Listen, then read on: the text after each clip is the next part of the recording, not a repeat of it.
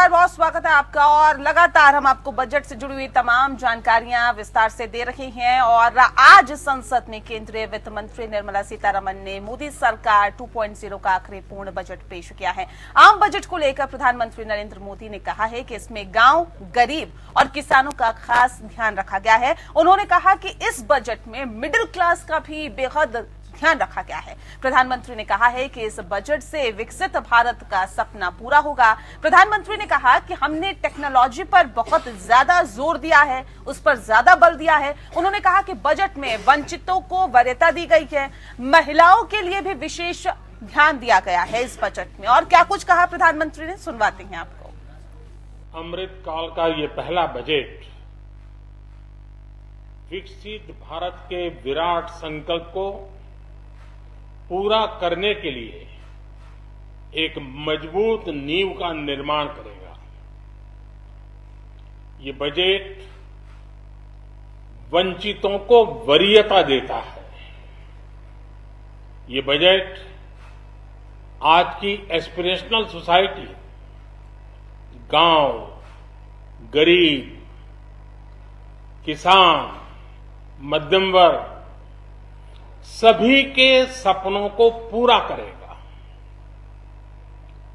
मैं वित्त मंत्री निर्मला जी और उनकी टीम को इस ऐतिहासिक बजट के लिए बधाई देता हूं। साथियों, परंपरागत रूप से अपने हाथ से औजारों और टूल्स से कड़ी मेहनत कर कुछ न कुछ सृजन करने वाले करोड़ों विश्वकर्मा इस देश के निर्माता है। जी हाँ, तो निर्मला सीतारमण ने 2.0 का पूर्ण बजट पेश कर दिया है। आपको बता दें कि इसमें बहुत कुछ खास है जिसका जिक्र प्रधानमंत्री नरेंद्र मोदी ने भी किया है। उनका साफ तौर पे यही कहना है कि इसमें गांव, गरीब और किसानों का ध्यान रखा गया है। उन्होंने ये भी कहा कि मिडिल क्लास के लोगों के लिए भी इस बजट में काफी ज्यादा खास चीजें हैं। और प्रधानमंत्री ने कहा है कि बजट से विकसित भारत का सपना पूरा होगा। प्रधानमंत्री ने कहा है कि हमने टेक्नोलॉजी पर जोर दिया है। उन्होंने कहा है कि बजट में वंचितों को भी वरीयता दी गई है, महिलाओं पर भी खास ध्यान रखा गया है। और प्रधानमंत्री ने तमाम सेक्टर्स का जिक्र किया और कहा कि ये जो बजट है वाकई ये कहा जा सकता है कि एक मजबूत नींव का निर्माण करेगा। उन्होंने कहा है कि महिलाओं के जीवन को आसान बनाने के लिए इस बजट को रखा गया है। और इससे पहले भी जो बजट पेश किए गए हैं उसमें भी महिलाओं पर खास ध्यान रखा गया है। और इस बात को भी हमें नहीं भूलना चाहिए कि प्रधानमंत्री लगातार इस बात को कहते रहे हैं कि महिलाओं का जो वोट है उन्हें ज्यादा मिलता है। और महिलाएं जब बाहर निकलती है और वोट देती हैं तो जाहिर तौर पर भारतीय जनता पार्टी की सरकार बनती है। इस बात को बार बार प्रधानमंत्री कहते हैं। और महिलाओं की जब बात आती है तो उनकी महफूजियत और उनको आगे बढ़ाने और उनको सशक्त बनाने की बात भी अक्सर प्रधानमंत्री करते हैं। लेकिन उसके साथ साथ किस तरह की स्कीम्स प्रधानमंत्री ने महिलाओं के लिए निकाली, इसका भी हम जिक्र करेंगे। खासतौर पे एमएसएमई सेक्टर की भी हम बात करेंगे, जिसका जिक्र लगातार हम कर रहे हैं कि उस पर कितना ध्यान दिया गया है।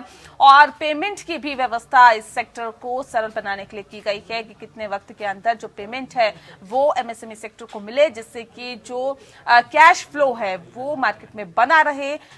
इसके साथ साथ हम बात करेंगे जिस बात का जिक्र प्रधानमंत्री ने किया, उन्होंने कहा कि निर्मला सीतारमण को मैं इस बजट के लिए बधाई देता हूं। पूर्ण बजट इसे मोदी सरकार का कहा जा सकता है, क्योंकि इसी के साथ साथ जो विधानसभा चुनाव 9 राज्य में होने वाले हैं, लोकसभा चुनाव भी आने वाला है, उससे पहले ये बजट अपने आप में काफी अहम कहा जा सकता है। नौकरी पेशा लोगों के लिए भी काफी राहत इसमें कही जा सकती है। और प्रधानमंत्री ने कहा कि अमृत काल का पहला बजट विकसित भारत के विराट संकल्प को पूरा करने के लिए एक मजबूत नींव का निर्माण करेगा। ये बात उन्होंने कही है। और ये बजट वंचितों को वरीयता देता है। ये भी कहा उन्होंने कि बजट आज की आकांक्षी समाज, गांव, गरीब, किसान, मध्यम वर्ग सभी के सपनों को पूरा करेगा। तो ये बजट में घोषणाएं तो बड़ी बड़ी की गई है, लेकिन ये जमीन पर कैसे उतारा जाएगा, इसके लिए पैसा कहां से आएगा, कैसे सरकार इसका इंतजाम करेगी, इस पर भी हम चर्चा को आगे बढ़ाएंगे। और साथ ही साथ प्रधानमंत्री ने टेक्नोलॉजी की बात की है, टेक्नोलॉजी पे बहुत ज्यादा बल देने की बात की है, जिसका भी जिक्र वो अक्सर अपने बातों में, अपने भाषणों में, अपने संबोधन में करते हैं, उस पर भी हम बात करेंगे। और नया ईज ऑफ डूइंग बिजनेस की अभी तक बात की गई। इस बार की जब बात कही जा रही तो ईज ऑफ लिविंग की शायद बात की जा रही है। और ईज ऑफ लिविंग कैसे, एक बात ज़रूर यहाँ पर जानना चाहेंगे क्योंकि मेहमान लगातार हमारे साथ जुड़े हुए हैं। अभिनव कालरा जी हमारे साथ जुड़ चुके हैं, सीए हैं, जीएसटी एंड टैक्स एक्सपर्ट हैं, उनसे हम समझने की कोशिश करते हैं। ज़रा सा हम पहले ये समझना चाहेंगे आपसे, क्योंकि आय व्यय का ब्यौरा भी हमें पेश करना होता है कि पिछले बजट अगर हमने यहाँ पर दिया है कुछ, तो उसमें हमने कहाँ खर्च किया, कितना आया और कितना लोगों पर टैक्स लगाया। इसका अगर कोई ब्यौरा नहीं पेश होता, उसके बाद हम अगला बजट पेश कर रहे हैं, तो हम ये कैसे भरोसा करें कि ये बजट पिछले बजट से बेहतर होगा, क्योंकि हमारे पास कोई आकलन नहीं है। जी देखिए, टैक्स के पॉइंट ऑफ व्यू से बीइंग अ चार्टर्ड अकाउंटेंट अगर मैं बात करूं तो एक बात मैं जरूर कहना चाहूंगा कि हमारे फाइनेंस मिनिस्टर का ये 5वां बजट था जो उन्होंने पेश किया। 5 बजट में से मैं इस बजट को बोलूंगा कि सबसे अच्छा बजट रहा है ये पिछले 5 साल में, क्योंकि एक आम आदमी के पॉइंट ऑफ व्यू से बात करूं तो टैक्स के जो स्लैब्स हैं जो आज तक कभी इतने फेरबदल हमको देखने को नहीं मिले, जी जी, और बहुत ही एक अच्छा आम आदमी को मद्देनजर रखते हुए बजट पेश किया गया है। टैक्स के स्लैब्स का बेनिफिट दिया गया है आम आदमी को। जो 2002 के कानून थे इनकम टैक्स में लीव एनकैशमेंट को लेके, जिसमें 3 लाख की एक लिमिट मेंशन थी और आज तक किसी ने उस पर ध्यान नहीं दिया, उस लिमिट को बढ़ा के 25 लाख रुपए कर दिया गया है। ये कुछ बदलाव ऐसे हैं कि आम आदमी को मद्देनजर रखते हुए ही सरकार लेकर आई है, और मुझे ऐसा लगता है कि टैक्स पॉइंट ऑफ व्यू से ये बजट एक आम आदमी की उम्मीदों पे खरा उतरा है। जीएसटी में कोई बड़े बदलाव देखने को नहीं बजट को हम बढ़ाने की तो बात करते हैं, हम कोई व्यय तो कर रहे हैं, लेकिन हमें निकालना भी है ना, हमें उसके बाद वो वापस कैसे मिले, इसका आकलन कैसे किया जाए। बिल्कुल, मैं उसी पे आ रहा हूं जी। सरकार के लिए टैक्स का ही एक सोर्स होता है जिससे कि वो अपने फंड्स को, अपने खातों को भरती है, उसी को ही हम अपोर्शन करके खर्चा करते हैं, चाहे वो इंफ्रास्ट्रक्चर में ले लीजिए या वो बेनिफिट्स किस तरीके से एक्सटेंड किए जाएं आम आदमी को, वो ले लीजिए। जीएसटी का कलेक्शन पिछले महीने का आज तक का हाईएस्ट रहा है जी, 1,56,000 करोड़ का। वो बात अलग है कि जीएसटी में कुछ ऐसे मेजर फेरबदल देखने को नहीं मिले हैं। हमें उम्मीद थी कि शायद कुछ कमोडिटीज जो कि रोजमर्रा की चीजें हैं उनको सस्ता कर दिया जाएगा, ऐसा कुछ देखने को नहीं मिला है।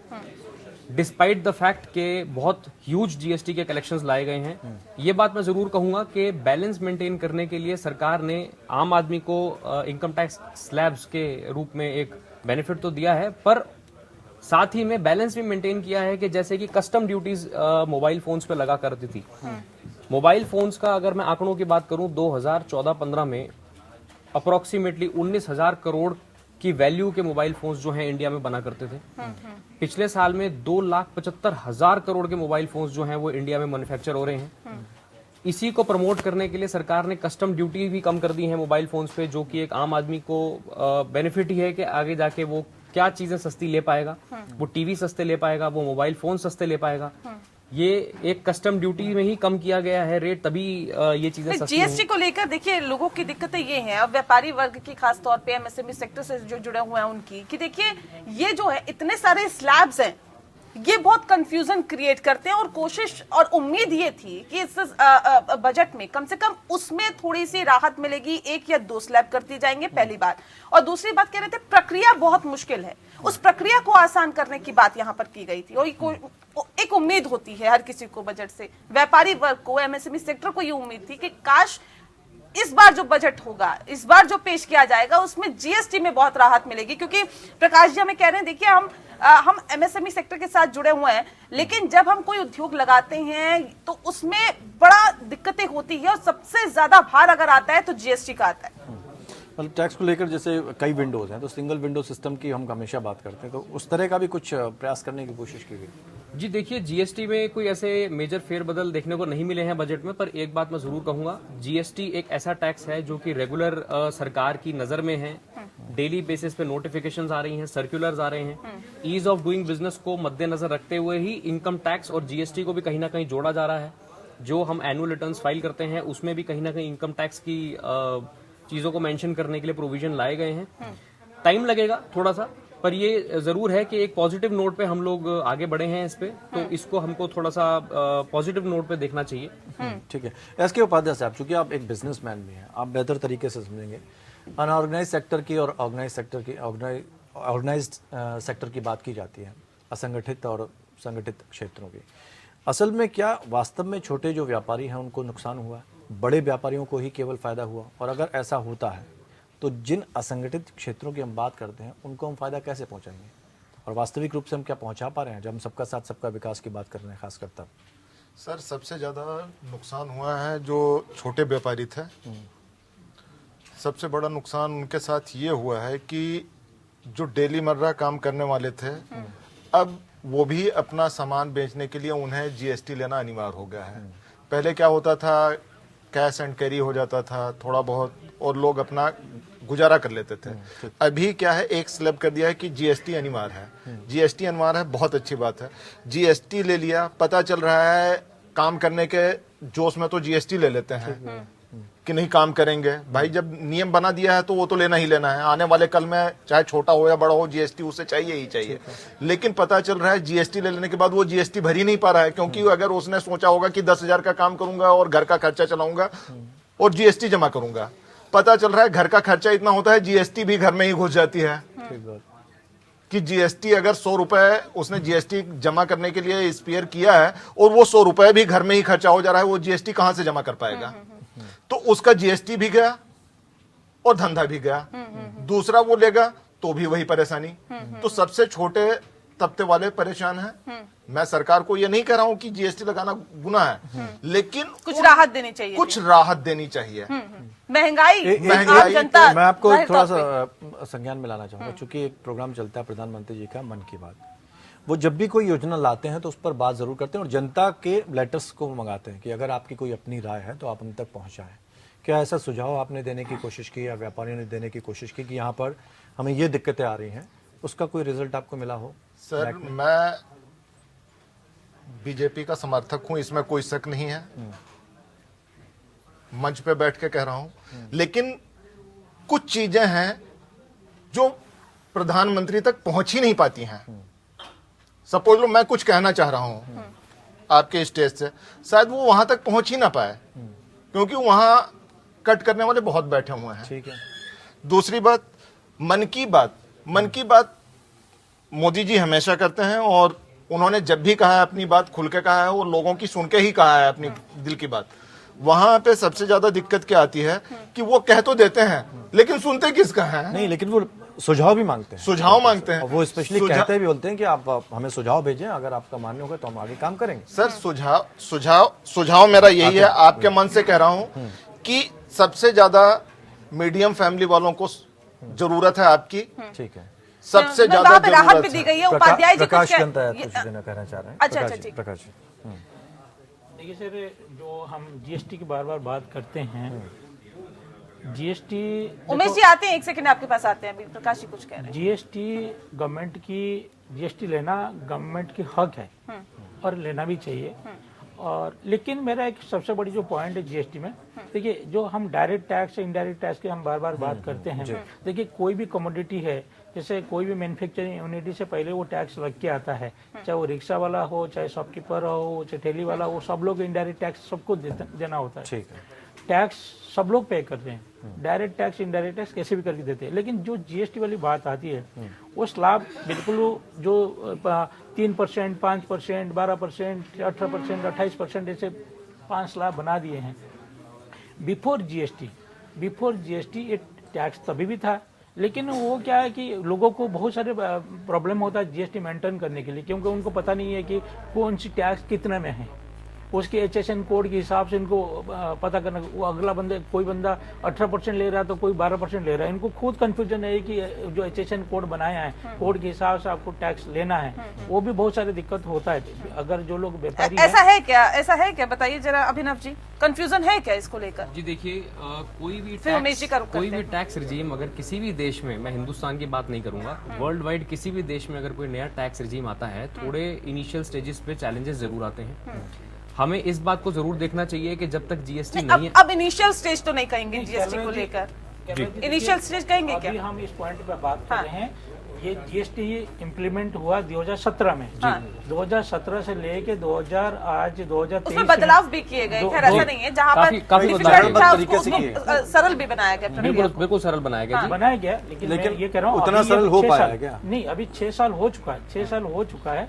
लेकिन अगर हम परसेंटेज की बात करते हैं, मुझे नहीं वर्ल्ड वाइड कहीं भी ऐसे कंट्री होगा जिसमें 28 और 18% टैक्स होगा, कहीं भी नहीं होगा।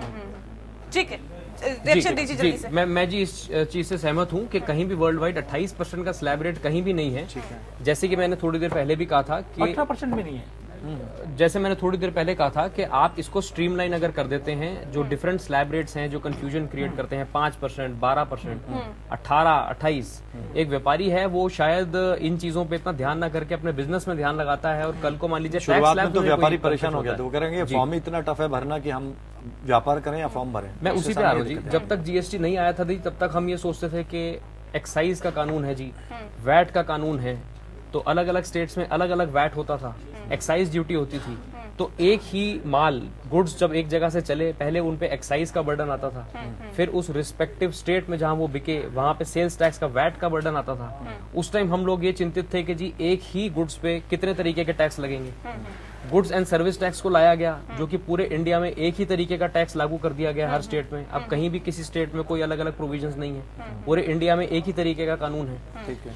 अब ठीक है, वो चीजें बात अलग है कि 28% का टैक्स है, वो धीरे धीरे करके मुझे उम्मीद है कि सरकार कहीं ना कहीं नीचे करके इसको 18 ले आएगी, या 12 वालों को कहीं ना कहीं मत इसके साथ करके। साथ आम जनता को भी उम्मीद है। मैं संदीप जी से रुक कर 10-11% बहुत लेती से हूँ। लोग तो 5% की बात कर रहे नहीं, हैं। संदीप जी का रुक कर 5% लेती नहीं हूँ। ठीक है संदीप जी, एक उम्मीद आम जनता को भी थी और हम भी उनमें से एक है कि हम भी ये सोच रहे थे कि काश जीएसटी के दायरे में पेट्रोल और डीजल को भी लाया जाएगा, ताकि हमें भी थोड़ी राहत मिले, आम जनता को भी राहत मिले।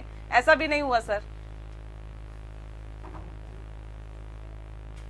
संदीप जी, पहले जो राशि होती थी न्यूनतम सीमा जो 1 करोड़ थी, उसको बढ़ा के 2 करोड़ किया गया है। दूसरा जो कंपाउंडिंग कर राशि वर्तमान में 50 से 150% है, जो वर्तमान सीमा, उसको घटा के 25 से 100% किया गया।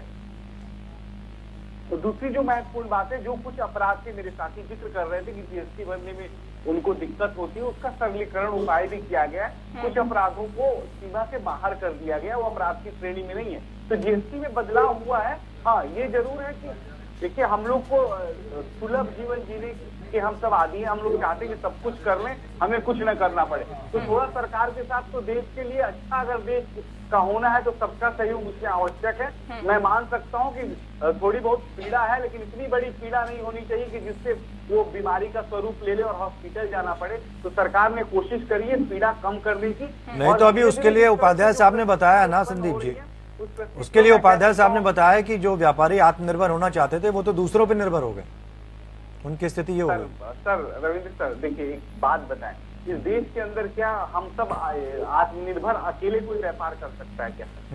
व्यापार तो सामूहिक संबंधन और सामूहिक प्रयास का नतीजा होता है। एक व्यक्ति व्यापारी नहीं हो सकता, तो सबका साथ लेना पड़ेगा। जीवन यापन सबके एक दूसरे के साथ चल रहे हैं। कई तो ऐसे देश है कि वकीलों के बगैर तो आप कंपनी नहीं खोल सकते, वकीलों के बगैर आप कोई संचालन नहीं कर सकते। इस देश में तो चार्टेड अकाउंटेंट है, सीए है, सब बड़े बड़े कंपनी वालों ने रखा हुआ है। तो हमें डरने की जरूरत नहीं है, ये देश किसी को नहीं डराता है। हमें जरूरत है अपनी काम को ईमानदारी से बस करने की और ईमानदारी से जीने की। इतनी थोड़ी सी सोच हम बदल लेंगे ना रविंद्र जी, तो इस देश में कोई समस्याएं नहीं है। ठीक है। हम हर सिक्के के दो पहलू में पहले ही बोला था।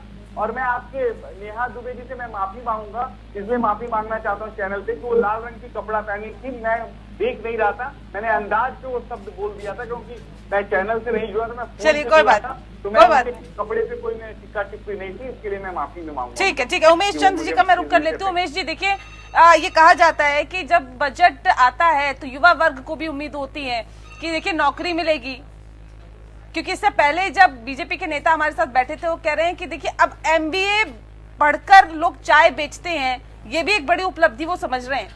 हम तो ऐसा नहीं समझते, मुझे लगता है जनता भी ऐसा नहीं समझती होगी। लेकिन क्या आपको लगता है कि पिछले बजट में जो नौकरी के वायदे किए गए थे, या उससे पिछले बजट में जो नौकरी के वायदे किए गए थे, या फिर किसानों को लेकर जो कहा गया था कि किसानों की आय दोगुनी होगी, जो पहले वायदे किए गए थे वो कितने पूरे हुए सर? इसका थोड़ा सा ब्यौरा दीजिए। और अब जो वायदे पूरे करने की बात सरकार कर रही है, उनके सामने क्या चुनौतियां अब रहेगी? देखिए, जो भी वायदे पिछली बार इन्होंने किए थे, मैं समझता हूँ कि रोजगार के मामले पे सरकार अधिकांश फेल रही। किसानों के मामले पे सरकार बहुत अच्छी नहीं चल पाई। अभी जो आप जीएसटी की बात कर रहे थे, जीएसटी को आप उन जगहों पर क्यों नहीं लेकर के आते हैं जहां पर हमारी जनता को सबसे ज्यादा फायदा। आप पेट्रोलियम प्रोडक्ट पे अगर जीएसटी को ले आते हैं और मैक्सिमम जीएसटी भी लगाएंगे, तब भी हमारे वो प्रोडक्ट इतने सस्ते होंगे कि प्रत्येक व्यक्ति की क्रय शक्ति बढ़ जाएगी। किसान को सिंचाई करने के लिए डीजल मिल जाएगा, जुताई के लिए डीजल मिल जाएगा, उसकी आय तो अपने आप बढ़ जाएगी। हमारी सरकार गरीबों की और किसानों की, मजदूरों की आय को उतना ही करना चाहती है जितने में वो खा सके और शाम को सो जाए, सुबह फिर तैयार। इन पर क्यों नहीं आती है हमारी सरकार? अगर किसानों की आय बढ़ानी है, आप डीजल के और इलेक्ट्रिसिटी के दाम कम कर दीजिए, अपने आप आ जाएगी, किसानों की आय बढ़ जाएगी। बेरोजगारी को अगर आपको हटाना है तो आप जो रोजगार के साधन हैं उनको पाने के साधनों को आप सरल कीजिए, बढ़ जाएगी। बेरोजगारी, हमारी महंगाई हमारी, देखिए खाते हैं कि हमने बहुत महंगाई पर काबू, लेकिन जो आम आदमी जिन चीजों को खरीद रहा है, जिसको रोज खाना और पीना और सोना है, उन चीजों की कीमतें लगातार बढ़ती। ठीक है, मैं इस पर रिएक्शन ले लेती हूँ संदीप जी से। संदीप जी, महंगाई का जिक्र तो हुआ ही नहीं। महंगाई को कम करने के लिए, आम लोगों को राहत पहुंचाने के लिए कुछ नहीं था इस बजट में। कह रहे महंगाई को कैसे कम किया जाएगा, इसका क्या रोड मैप होगा? मैं उमेश जी, एक सेकंड, मैं पहले संदीप जी का रुख कर लूं। ठीक, नेहा जी, महंगाई हमारे भौगोलिक जो हमारा पूरा विश्व है, विश्व के पटल पे महंगाई अभी समान अनुपात में हर देश में घटती है, बढ़ती है। उसका समानांतर उपाय है। उसका उपाय सिर्फ इतना है कि हम अपनी क्षमता को बढ़ा लें, हम अपनी आमदनी को बढ़ा लें और महंगाई से लड़ें। क्योंकि आने वाले समय में जो ये याराना पूंजीवाद है, याराना पूंजीवाद हर देशों को इफेक्ट करता है और एक दूसरे से सभी देश के व्यापार सब कुछ जुड़े हुए हैं। तो मेरे साथी जो बात कर रहे थे, हमारे अर्थशास्त्री साहब, तो एक तो सबसे बड़ी बात है कि भारतीयों की मानसिकता, हम भारतीयों की मानसिकता बदली है। हम लोग स्वयं से अपने आप को सशक्त कर रहे हैं और सशक्त किया भी, और सरकार ने उसके क्षेत्र में जरूर काम किया। देखिए, हमने जो प्रशिक्षण को लेकर जिला शिक्षण और प्रशिक्षण संस्थान को विकसित करने का हमने जो फैसला लिया है, दूसरा राष्ट्रीय डिजिटल बाल एवं किशोर पुस्तकालय की स्थापना की बात करी है। हमने गांव-गांव में जो भी व्यवस्थाएं हैं कि कैसे हम जोड़े आम लोगों को, कैसे बेहतर बनाने के लिए जो पढ़े लिखे युवा हैं उनको कैसे स्किल्ड बनाया जाए, और स्किल्ड प्रोग्राम चलाने के लिए हमने बेहतर व्यवस्था सुनिश्चित करी है। तो काम तो सरकार करना भी चाहिए सर, क्योंकि युवा वर्ग बहुत उम्मीद लगाए बैठा है। बहुत उम्मीद है और सरकार मान रही है कि उम्मीदों का बजट है, लेकिन ये लोग कह रहे हैं कि सिर्फ आशाओं का बजट है। हमारी आशाएं हैं, अब देखना ये है। फिलहाल बहुत कुछ निकल कर सामने आया, कुछ लोग इसे अच्छा भी बता रहे हैं, कुछ लोगों को ये कहना है कि सरकार की तरफ से कि सवाल हैं, सवाल उठाते रहेंगे। आलोचना करना भी जरूरी हो जाता है, बहुत सारी अच्छी चीजें भी निकल कर आती हैं। तो फिलहाल बजट पर चर्चा हम यहीं रोकते हैं और अपने खास मेहमानों का बहुत बहुत शुक्रिया अदा करते हैं कि आप इस मंच पर आए और हमारे साथ अपने अनुभव को साझा किया। बहुत बहुत शुक्रिया आप सभी मेहमानों का। अब फिलहाल मुझे दीजिए इजाजत और नेहा को भी दीजिए इजाजत। नमस्कार।